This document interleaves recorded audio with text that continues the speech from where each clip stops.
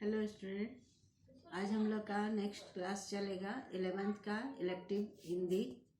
मैं निंदा साहू आप लोगों को इलेक्टिव हिंदी पढ़ा रही हूँ।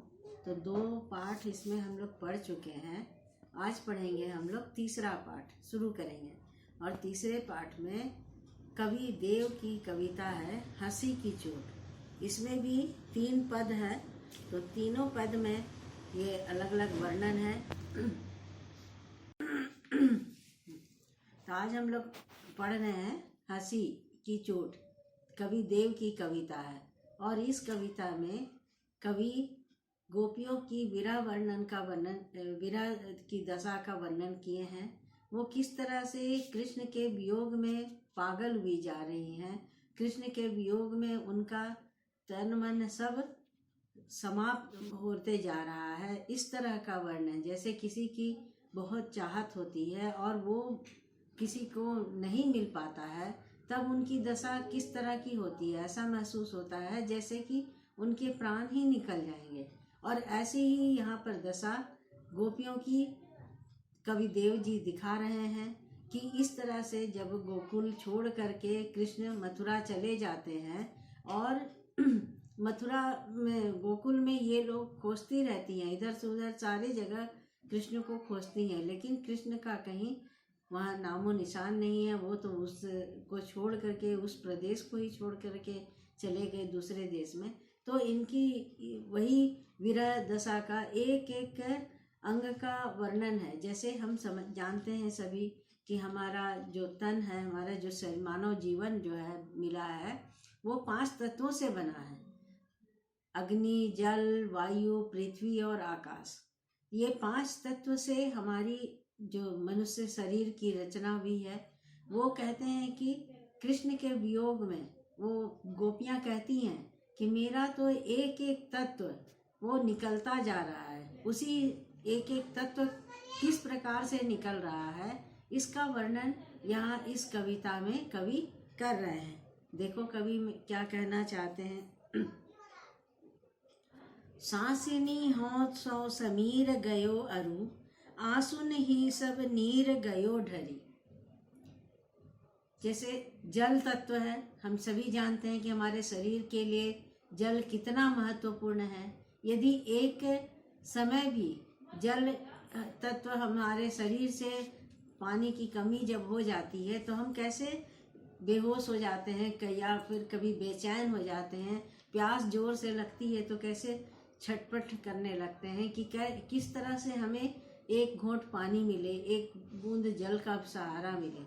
और वो जल एक बूंद हमारी जीवा में जाते ही, कंठ में जाते ही हमें तृष्णा मिलती है, हमारी प्यास बुझती है और हमें एक जीवन दायिनी शक्ति के रूप में वो मिलता है। कहते हैं कि जल के बिना, जैसे कहते हैं कि जल बिन मछली का कोई अस्तित्व नहीं रह जाता, वो तड़प तड़प के अपनी जान दे देती है। मनुष्य के लिए भी जल उतना ही जरूरी है जितना कि एक हमारे लिए अन्न जरूरी है, लेकिन अन्न से भी ज़्यादा जल जरूरी है। यहाँ देखो, यहाँ कहते हैं सांसनी ही सो समीर गयो अरु। जो सांस है, जैसे वायु तत्व जो है हमारा, तो वो भी कहते हैं कि सांसों के द्वारा वो वायु तत्व भी है, वो सारे निकल जा रहे हैं और उनके अंदर वो जो ऑक्सीजन पहुंचना है वो नहीं पहुंच पा रहा है। क्यों? क्योंकि वो अधीर हो रही हैं, कृष्ण के वियोग में बिल्कुल बेचैन हो रही हैं। और कहती हैं कि आंसू ने ही सब नीर गयो ढरी। कृष्ण के वियोग में वो रात दिन उनकी आंखों से अविरल अश्रुधारा बह रही है और वो अश्रुधारा जो के द्वारा उनके शरीर का जितना भी जल तत्व है वो सब निकल जा रहा है। ये बता रहे हैं कवि, क्योंकि कवि ने उस गोपियों की उस विरह दशा का वर्णन किया है जो उनको आभास हुआ या जो उनको वो प्रतीत हो रहा है कि गोपियाँ किस तरह से बेचैन है कृष्ण के वियोग में। तो वायु के द्वारा, हमारे सांसों के द्वारा उनके जो वायु तत्व है वो निकल जा रहा है और आँखों से जो अश्रु बह रही है उससे उनके शरीर का जल तत्व पूरी तरह से निकल जा रहा है, जिससे उनकी जो शक्ति है वो क्षीण होती जा रही है, उनकी शक्ति भी नहीं है।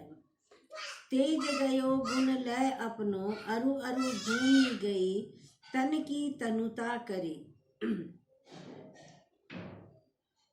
पृथ्वी के कहते हैं कि हमारा जो एक तत्व है, तेज गयो गुण लय अपना, हमारे शरीर में जो तेज है वो ईश्वर का दिया हुआ जो आत्मा है वो विक्षिप्त हो रही है अपने प्रिय से मिलने के लिए। अरु भूमि गई तन की तनुता करी, कहते हैं कि वो जो कृष्ण की जो भूमि रूपी जो तत्व है वो भी क्षीण होती जा रही है, और ऐसी क्षीण होती जा रही है कि वो जब बेचैन होकर के भी पृथ्वी पर पड़ी हुई हैं, बैठ गई हैं, तो पृथ्वी पर से वो उनसे उठा नहीं जा रहा है, इतनी उनकी शक्ति नहीं है, क्षीण होती चली गई। देव जिये मिली बेही की आसहु पास आकाश रहियो भरी, कहते हैं कि कवि देव जी कहते हैं कि एक आशा तत्व, एक आकाश रूपी जो आशा तत्व है वो ही सिर्फ थोड़ा बहुत बचा हुआ है, क्योंकि उन्हें उनके सारे शरीर से सारे तत्व निकल चुके हैं, लेकिन एक आशा रूपी तत्व, आकाश जो कहते हैं आकाश का तत्व है, वो आशा के रूप में बची हुई है। उनके मन में अभी भी ये आशा है कि हमारी इस विरहपूर्ण दशा को देख करके या सुन करके कृष्ण हमें दर्शन देने अवश्य आएंगे। ये कृष्ण को अंदेशा है, ये गोपियों को अंदेशा है कि कृष्ण हमारी दशा को देख करके हमें मिलने जरूर आएंगे, क्योंकि उनसे ये चीज छुपा हुआ नहीं है कि हम किस तरह से उनके बगैर बेचैन हो जाते हैं।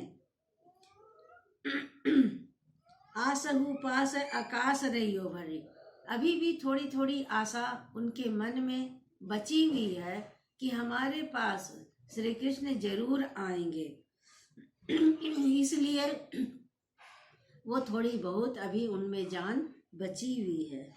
जा दिन तय मुख फेरी हरे हंसी, हेरी हियो जू लियो हरी जू हरी, कहते हैं कवि देव जी कि गोपियां कह रही है कि जिस दिन से हरि यानी कि श्री कृष्ण उनसे मुख फेर लिए हैं, अर्थात उनको बिना बताए चुपचाप वो यहाँ से दूर चले गए हैं, उस दिन से हेरी हियो जू लियो हरी जू, वो उनकी हंसी गायब हो गई है। मुख फेरी हरे हंसी, उनकी हंसी को वो हर करके चुरा करके ले गए हैं। ये गोपियां कह रही हैं कि मेरी हंसी तो कृष्ण के साथ ही चली गई है, मेरी हंसी को वो लौटा दे। हेरी हियो जू लियो हरी जू हरी, कहते हैं हेरी कहते हैं हर लेना, चुरा लेना, और हियो कहते हैं जो हृदय को, जू उनके हृदय को भी श्री कृष्ण ने चुरा लिया है। हरि जू हरि, हरि यहाँ एक भगवान को कहा गया है, भगवान श्री कृष्ण को कहा गया है, और दूसरे हरि का प्रयोग हरने के लिए कहा गया। हरना मतलब चुरा लेना। तो यहाँ वो कहते हैं कि हमारे पास जो हृदय था, हृदय में जो कृष्ण की मूर्ति सजी हुई थी वो भी कृष्ण ने चुरा कर ले गया है। अब तो हमारे पास कुछ भी शेष नहीं बचा है, सिर्फ एक आशा रूपी तत्व ही बची हुई है, जिससे हम आस लगाए बैठे हैं कि कब हमारे पास श्री कृष्ण आएंगे और हमें दर्शन देंगे, जिससे कि हमारा जो ये मृत प्राय होता हुआ शरीर है उसमें तनिक थोड़ी सी जान आ जाए। ये यहाँ पर कवि गोपियां है सो कह रही हैं। ये कवि देव जी उनके भाव को इस तरह से, मनोभाव को इस तरह से इन कविताओं में बांधने का प्रयास किया है, हमारे समक्ष प्रस्तुत करने का प्रयास कर रहे हैं कि एक विरहिणी स्त्री की अपने प्रिय के बिना क्या दशा होती है। यहाँ पर भी वही आत्मा और परमात्मा की बात कही गई है कि हमारे अंदर जो परमात्मा का अंश आत्मा है वो परमात्मा से बिछड़ी हुई है और उससे वो मिलने के लिए तड़प रही है। जब तक वो उससे मिल नहीं जाती तब तक उसमें तड़प बनी हुई है, और जब वो उससे मिलती है तो इसी कारण से जो हमारा शरीर मानव तन जो 5 तत्वों से निर्मित है, अग्नि, पृथ्वी, जल, वायु और आकाश, तो इन 5 तत्वों में से सारे तत्व उनके एक एक थोड़े थोड़े करके निकलते जा रहे हैं। वो कृष्ण के वियोग में बहुत तड़प भी रही हैं, रो भी रही हैं, उनके हृदय को भी कृष्ण ने चुरा कर ले गया है। तो इन सब दशाओं का जो कविदेव ने इतने अच्छे से वर्णन किया है वो एकदम मंत्रमुग्धकारी है। तो ये जो आपकी 4 लाइन की पंक्ति जो है, ये एक पद जो है वो यहीं पर समाप्त होता है, और ये अगले दिन हम लोग अब अगला क्लास करेंगे। ठीक है।